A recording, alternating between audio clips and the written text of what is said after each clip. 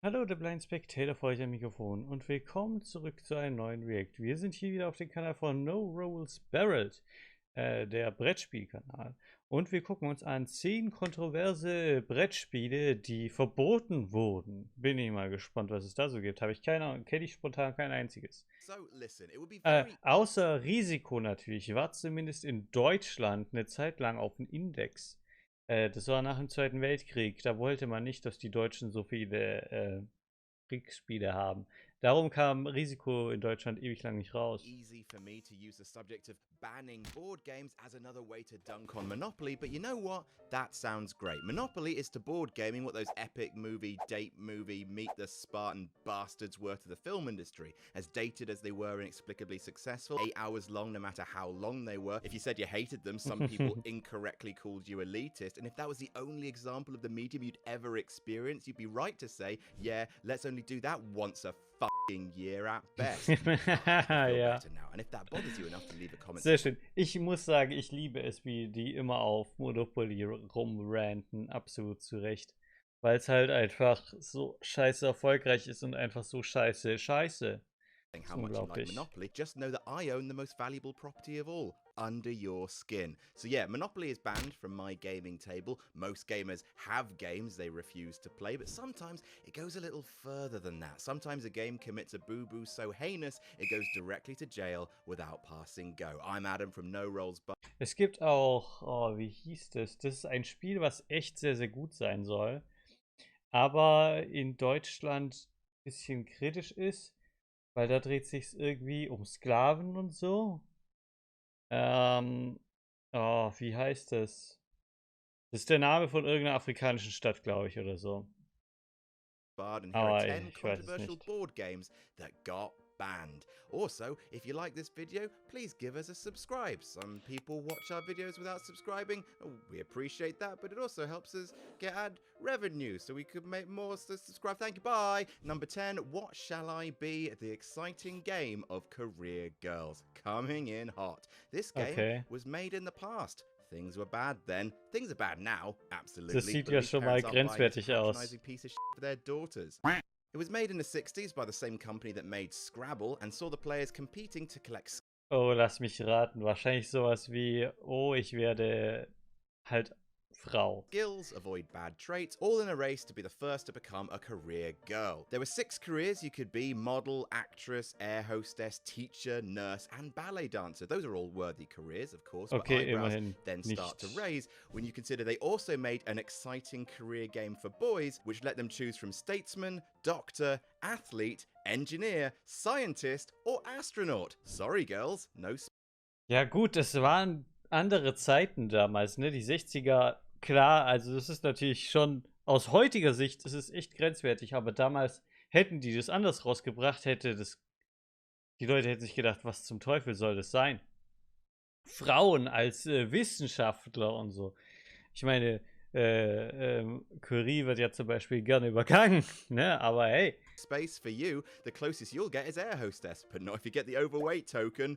Oof. After increasing pressure from people who thought this was bullshit, the first edition of Exciting Game for Career Girls was pulled from the shelves and eventually replaced with a copy that had the same jobs as the boys. Number 9, Serial Killer, the board game. Death is a common subject in gaming. It is, after all, the ultimate loss condition we all must face. Spoilers. And board games deal their fair share from the constant spectre of starvation and disease in survival games like This War of Mine or Dead of Winter, or the Jack the Ripper 'em up killer on the loose games like Letters from Whitechapel or Last Friday. But few games have reveled in death quite as much as Serial Killer, the board game, which had a brief sales run in the early 90s and saw players compete to go on the biggest spree and featured such grim presentation as the board and cards coming not in a box but in a body bag, the rulebook having an actual rendering of a corpse's face on the front, cards that blame the victims for being alone at night, and even coming with a bag of babies? They're babies. What I the think. fuck? Ooh, edgy stuff, game. You won't clean your room when your mum tells you to.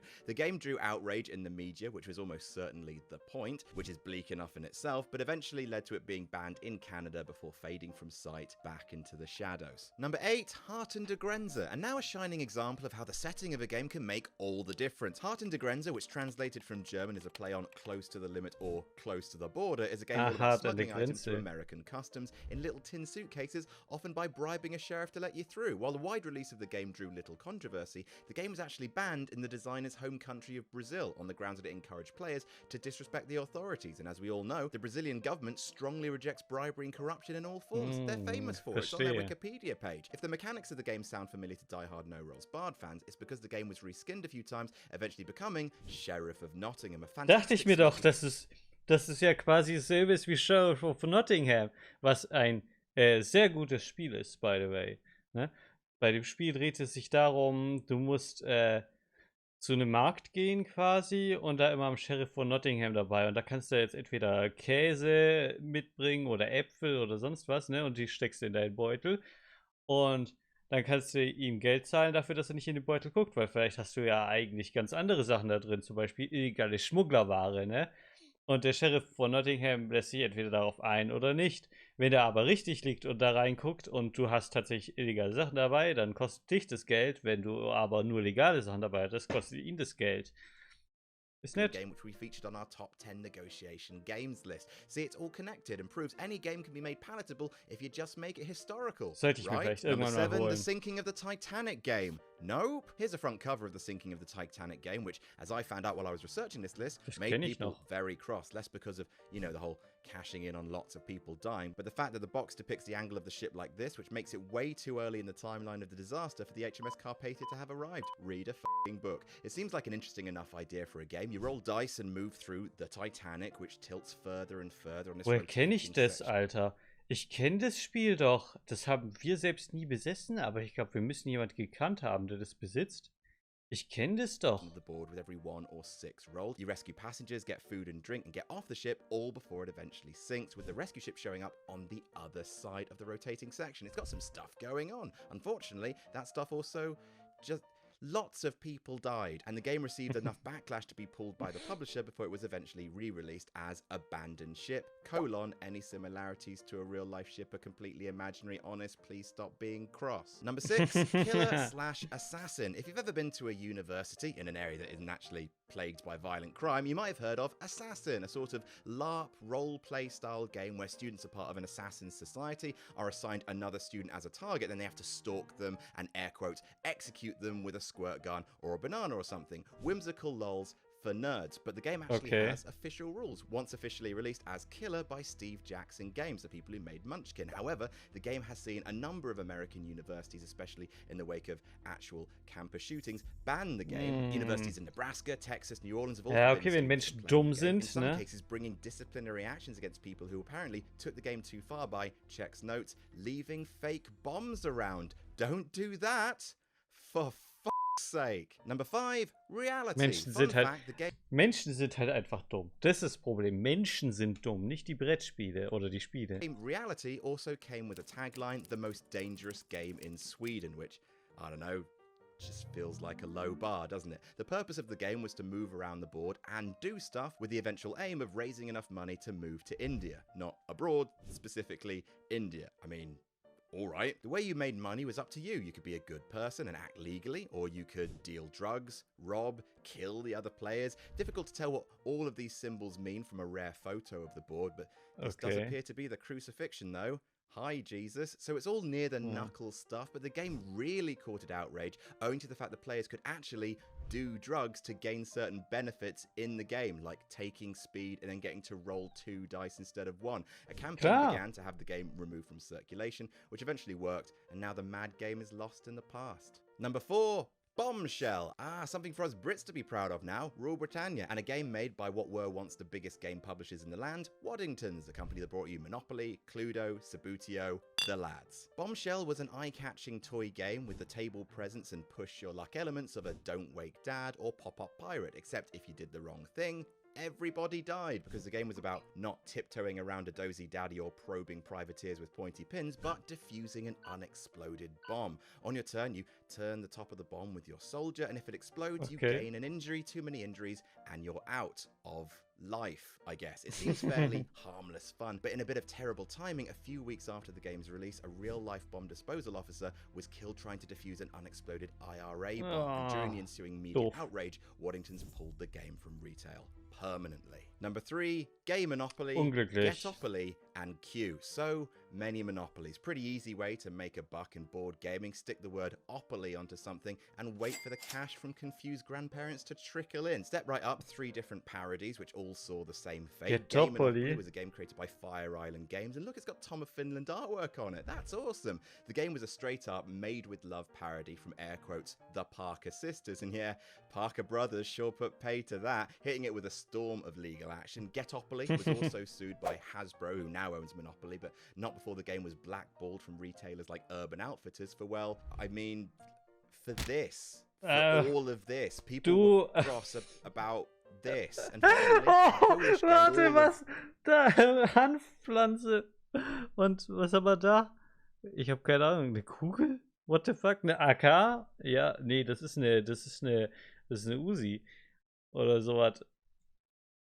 What the fuck? This. People were cross about this. And finally, a Polish game called Koleczka, which translates as Q, which saw players desperately try and struggle to acquire basic human necessities under the old Soviet regime. It was branded by the Polish press as communist monopoly, and unsurprisingly banned for sale by the Russian government, who just have the best sense of humor, don't they? Look at them. Happy as clams. Number 2, Public Assistance, another economic parody board game, this time a right-wing tinged mockery of the American welfare system. The tagline... Da gibt es auch eins, muss ich kurz erwähnen, weil wir gerade beim Kommunismus waren. Das heißt, ich komme nicht mehr drauf, wie es heißt, aber das findet ihr, wenn ihr danach googelt, falls es euch interessiert. Da dreht es sich darum, dass die Sowjets damals eine Mond- oder Mars-Mission gestartet haben und jetzt halt auf diesem Planeten leben quasi, ne? Und da herrscht halt immer noch Kommunismus. Und dann muss man quasi Leute bestimmten Tätigkeiten zuordnen, zum Beispiel dem Fischer angeln. Okay, ne? Aber der Fischer kann auch stattdessen als Farmer arbeiten, ne? Zum Beispiel. Allerdings macht ihn das nicht glücklich, als Farmer zu arbeiten, weil er will lieber als Fischer arbeiten. Und alle haben quasi den gleichen Rang in diesem Lager und jeder teilt Leute ein zu irgendwas, ne? Aber man selbst will in der Regel, dass einer dieser Leute, die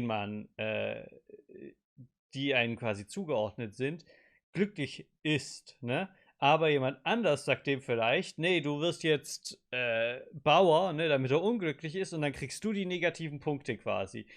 Sowas in der Richtung ist es. Der heißt Red Outpost, heißt es, glaube ich, das Spiel. Was why bother working for a living?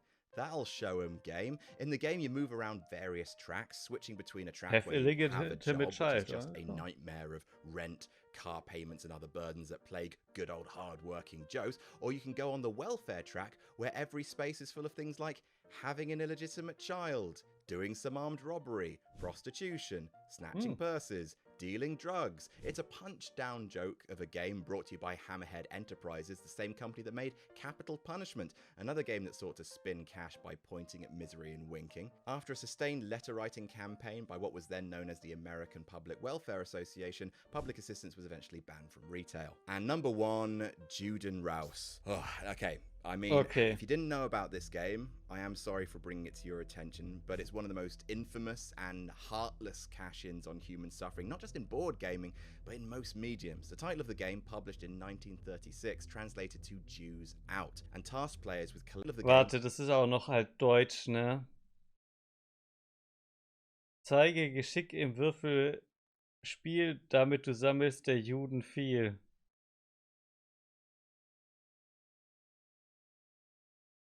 Ich würde jetzt aufstehen und gehen, aber ich habe keine Hose an, Leute.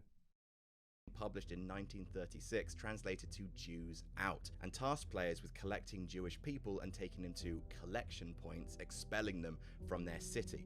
What makes it arguably worse was this wasn't propaganda from the then Nazi government, but made by a private company to profit from the anti-Semitism of the time. The SS actually condemned this game for trivializing their movement. The game was too offensive for the Nazis. So yeah, that's something that humans have made for children. It's long since been banned, obviously, but copies have been kept by numerous historical societies, as it's come to represent what the International Board Game Studies Association call a terrifying example of the banality of evil. Sorry for ending the list with this. I kind of want to end with something a little es wäre lighthearted. schöner. So, look at this corgi's butt. Kann ich nicht, weil That's our da lauter list. Have you Thumbnails im Weg sind. Das war übel. Das war auf jeden Fall eine Liste der 10 controversial board games that got banned. Ich bin froh, dass keinerlei Hakenkreuze vorkamen. Und ja, da sieht man mal, was es so alles gibt. Platz Nummer 1 war echt grenzwertig. Nein, eigentlich, da kann man nicht grenzwertig sagen. Es war ja schon längst über die Grenze quasi. Ja, ich hoffe, euch geht's gut. Und wir sehen uns dann beim nächsten Mal wieder. Bis dahin, haut rein.